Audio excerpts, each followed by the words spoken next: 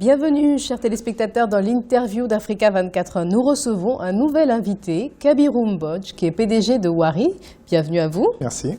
Alors, vous avez sur cette table des questions, des mots, des interrogations. Vous allez devoir lire à haute voix ce qui est inscrit à l'intérieur de ces plaquettes. Je vous en prie, commencez avec la première. Qu'est-ce que Wari ? Alors, qu'est-ce que Wari? Parce qu'on a tendance à penser que Wari, c'est synonyme de transfert d'argent automatiquement. Donc, définissez-nous, avec vos propres mots, ce qu'est exactement Wari. Wari, c'est une plateforme de services transactionnels, de services financiers à la personne.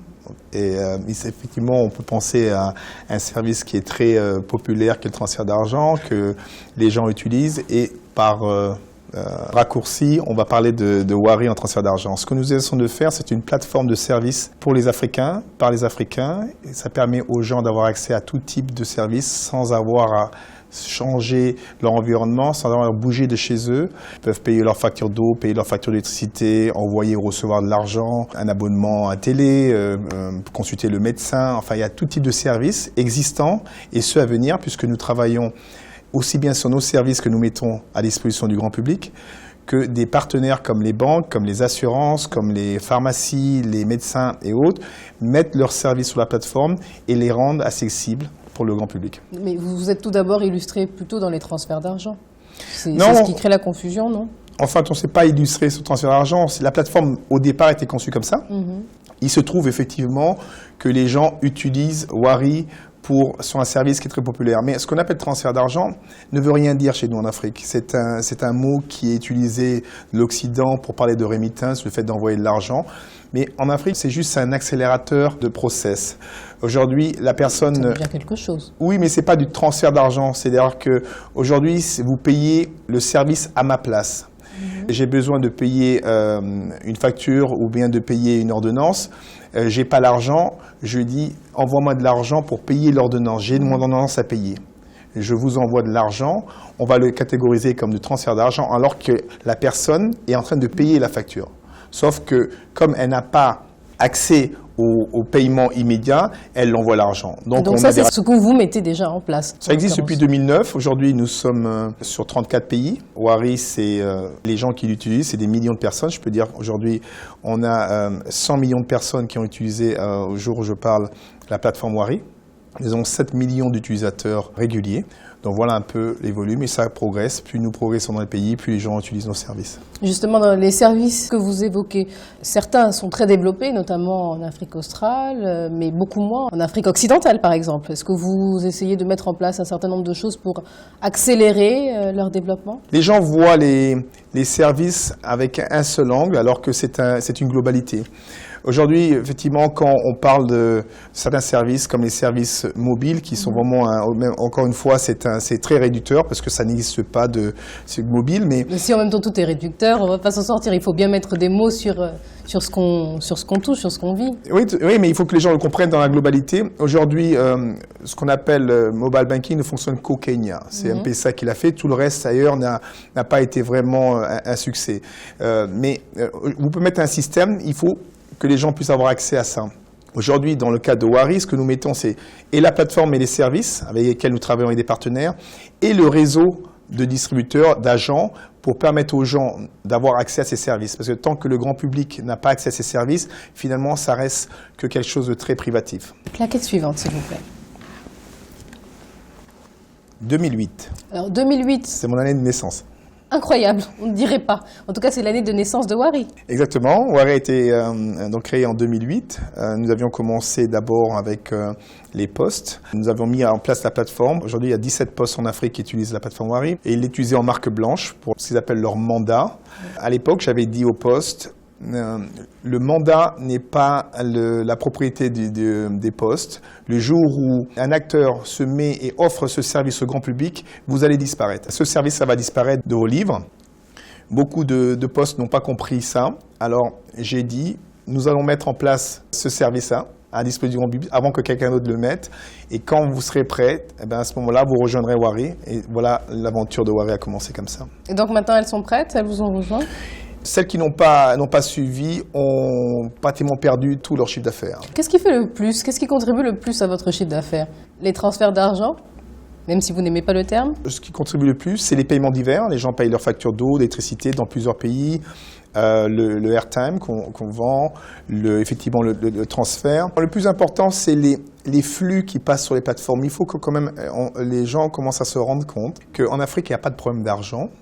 Il y a des secteurs qui ne sont pas touchés par les statistiques, Banque mondiale ou autres, qui nous viennent un peu de partout et d'ailleurs. Il y a toute une activité économique. L'activité réelle n'est pas perçue. L'activité réelle n'est pas perçue, certes, mais les problèmes d'argent existent et sont concrets. Non, les problèmes d'argent existent comme partout dans le monde. Ils ne sont pas plus accrus chez nous qu'ailleurs. Et on le voit avec le dynamisme de ce qu'on appelle le secteur informel. Mais pour moi, le secteur informel, quand une économie a 90% d'une économie réelle, c'est le secteur informel, c'est ça l'économie réelle. Et on le voit aujourd'hui en termes de flux. Le chiffre d'affaires de Wari n'est pas important, mais si je regarde rien que sur la zone numéro 1, aujourd'hui, Wari en flux sur 2014, c'est plus de 3 milliards d'euros de flux. Donc vous voyez un peu, et ces flux... Mais pour faire une comparaison justement, alors il est de combien le chiffre d'affaires? Non, c'est pas très important. Le chiffre d'affaires, c'est des commissions. C'est-à-dire qu'il y a une différence entre le flux, qui est les volumes qui passent sur les plateformes, et les commissions qui sont de l'ordre de 1% de ce montant-là. Donc, c'est pas très élevé. Donc, ce serait 1% de, vous disiez, 3 milliards? C'est 1%, 2%, 3% en fonction des services. C'est-à-dire que un service de transfert, c'est de l'ordre de 1%. Une facturation, c'est de l'ordre de 1,5%, 2%. En fait, ça dépend des différents services. Mais ce que je veux dire, c'est que ce qui est très important, c'est le fait que grâce à Wari est un accélérateur de productivité, puisqu'on réduit les temps. Avant, si je voulais envoyer de l'argent, si je reprends votre exemple de transfert d'argent, si je voulais envoyer de l'argent de Dakar à Abidjan, je suis obligé de trouver quelqu'un qui va partir, à qui je donne l'argent, ainsi de suite. Donc, ça va me prendre 2 jours, 3 jours, voire moins si jamais c'est dans un pays. Avec nous, c'est instantané. C'est-à-dire qu'en 2 minutes, l'argent est d'un point à l'autre. Donc, ce qui fait que je peux utiliser cet argent-là pour justement le service que je voulais faire. Donc, j'ai un accélérateur.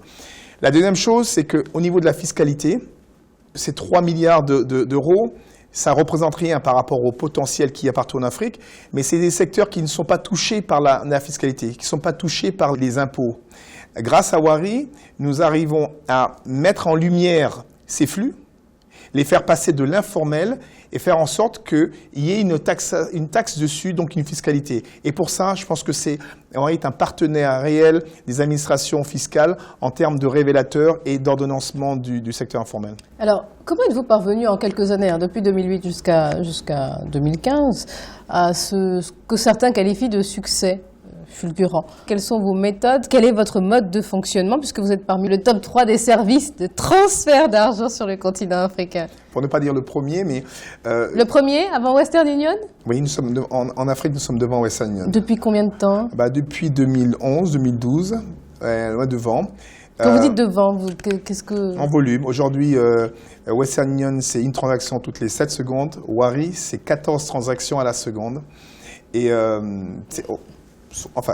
mais les montants, vous avez aussi les montants forcément. Les montants sont les mêmes, il n'y a pas de changement. Les gens ne changent pas tellement sur leurs habitudes, elles sont les mêmes. C'est une espèce de loi normale. Mais pourquoi on ne voit nulle part, on ne lit nulle part que Wari est le leader dans les transferts d'argent sur le continent africain? Parce qu'on ne communique pas tellement sur ça. C'est pas... Pourtant, vous communiquez beaucoup. On communique sur les services à la personne, mais moins sur les chiffres qui n'ont pas d'importance. Les chiffres, c'est pour se faire mousser, pardon. C'est tout de même important de dire que vous êtes leader dans un secteur qui était, il y a encore quelques années, dominé par des compagnies occidentales, non? Tout à fait, mais ce qui nous fait plaisir, c'est le fait que les gens ont adhéré. Quand on peut parler de succès, on n'a rien inventé. Tout ce qu'on a fait, c'est qu'on a créé des services qui correspondent aux besoins des gens.